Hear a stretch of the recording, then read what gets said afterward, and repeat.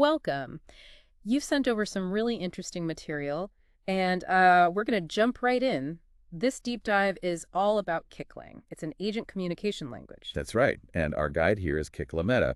Their title is Senior Meta AI, so, it sounds like they know their stuff. Definitely. So our mission today, based on what you sent, is to figure out what KickLang actually is, and maybe more importantly, how you, the listener, would interact with the system using it. Yeah, think of it as a quick way to get up to speed on this tech.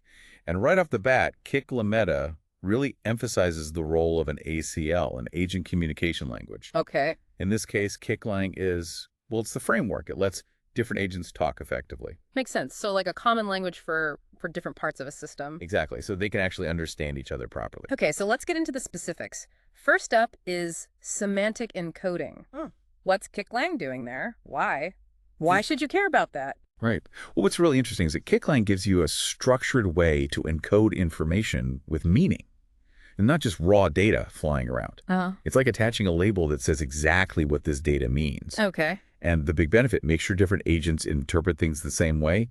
Consistency. Yeah. Imagine sending like a fragile package. Yeah. Semantic encoding isn't just saying fragile. It's like adding instructions, saying why it's fragile. Yeah. So everyone gets it. It stops AI agents misunderstanding things just because they define terms differently. Ah, okay. So it's really about precision, making sure everyone's on the same page internally. Precisely. But yeah, we don't speak that formal language, do we? So how does that work? That brings us to query translation, I guess. Exactly. And this is where it gets smooth for the user, for you, the system interface.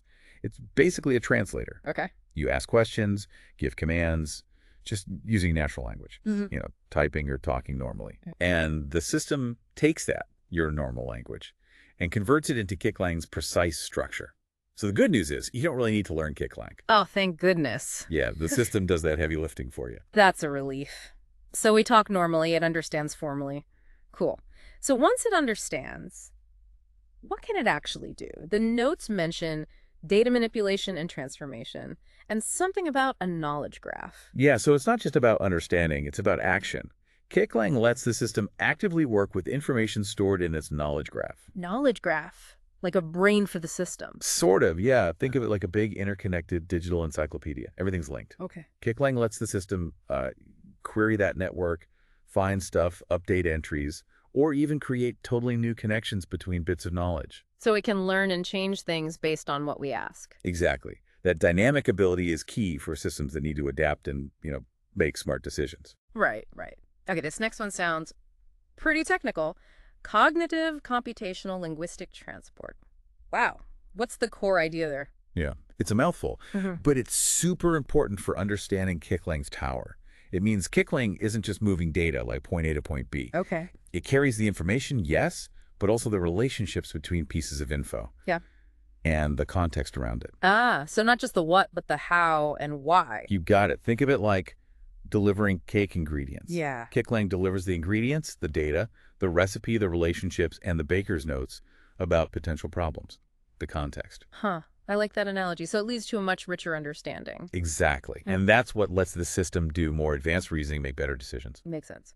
Okay, final point in this overview section, interoperability. How does KickLang help different parts, maybe even different systems, work together? Good question. Because you might have lots of different things trying to communicate, right? Yeah. Various AI bits, human users like you, other software. Yeah, a whole mix. So, because KickLang is standardized, it's formal. It acts as common ground. A bit like different computers all understanding a PDF file, maybe. Okay, yeah. A universal translator almost. Pretty much.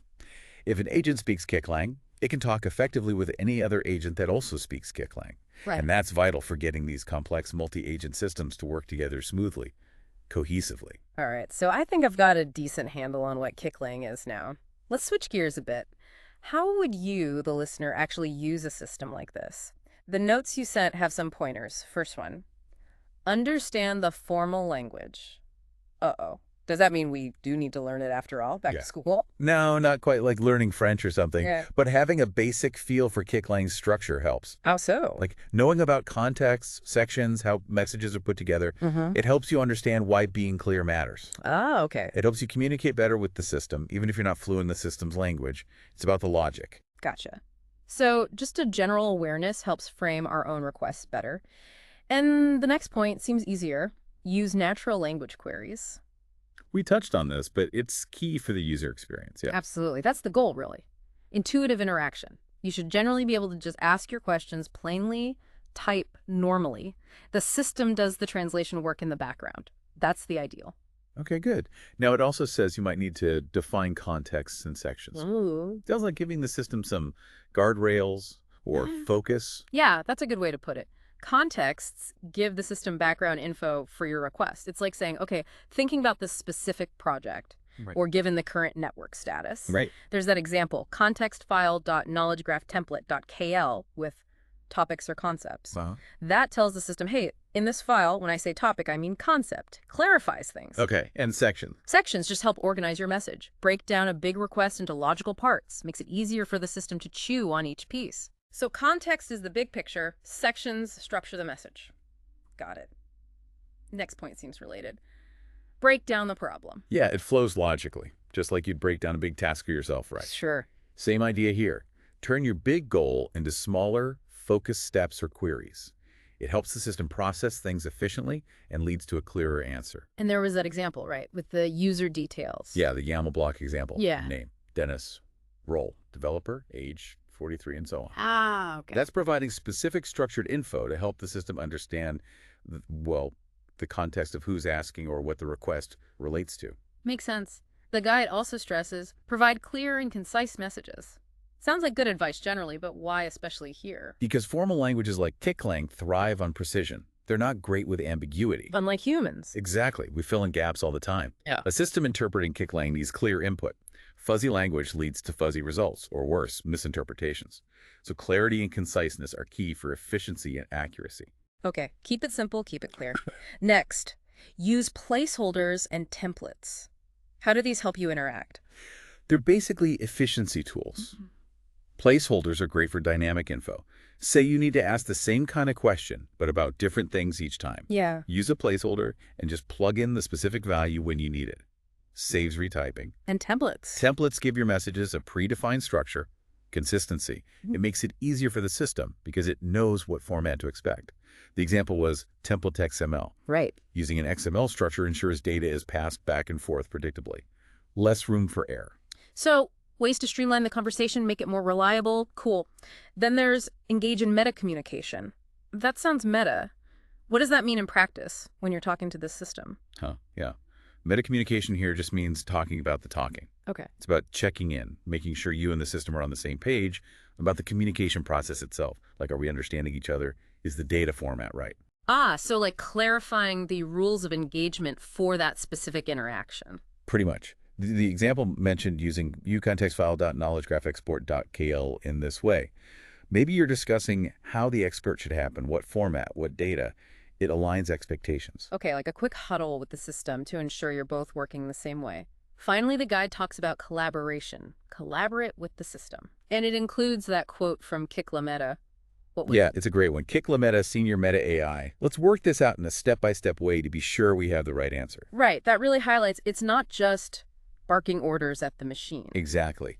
It's often not about one command, one perfect answer. It's more of a back and forth, a process. How so? You might ask something, the system gives you info or asks for clarification.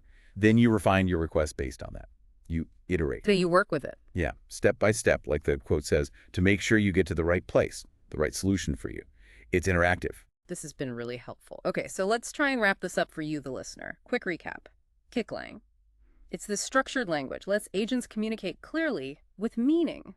Right. And crucially, it translates our normal natural language into its formal structure, bridging that gap. And understanding its basic ideas, semantic encoding, context, structure, helps us talk to it better. Yeah.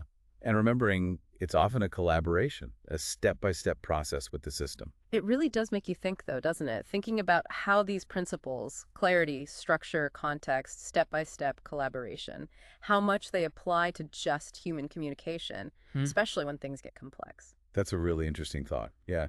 What if we approached our own tricky conversations with that kind of structured clarity? Right. Providing context, breaking things down, it really shows the power of structured communication, period.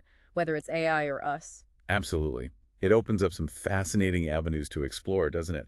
How these formal AI languages might actually inform how we interact better with each other. Definitely food for thought. So, for those of you listening who are now curious about this whole world of aging communication languages, we definitely encourage you to dig deeper. Keep asking questions about the potential, the applications. For sure. There's clearly a lot more to explore there.